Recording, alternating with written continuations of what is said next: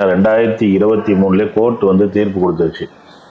அந்த ஜமாத்து அது வக்பாரிய சொத்தை ஜமாத்துக்கு ஒப்படைங்க, அந்த டிப்போவை காலி பண்ணி கொடுத்துருங்க 40 நாள்னு சொல்லிட்டாங்க.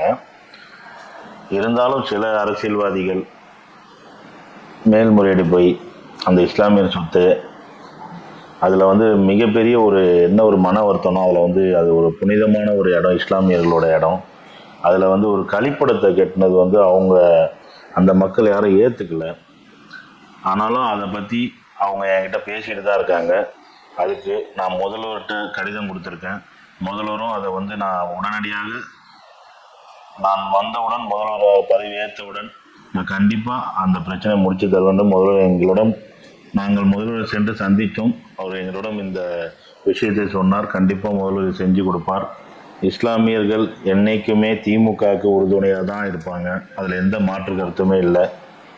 அதனால் இந்த பிரச்சனை கூடிய விரைவில் அந்த திசைவேலை செல்வமருதூர் சார், சொந்த ஊர் செல்வமருதூர், அந்த இருக்கிற இடம், அந்த ஜமாத்துக்கு அந்த இடங்கள் திருப்பி ஒப்படைக்கப்படும். முதல்வர் கவனத்துக்கு சென்று கண்டிப்பாக இதை முடிவுக்கு கொண்டு வரும்.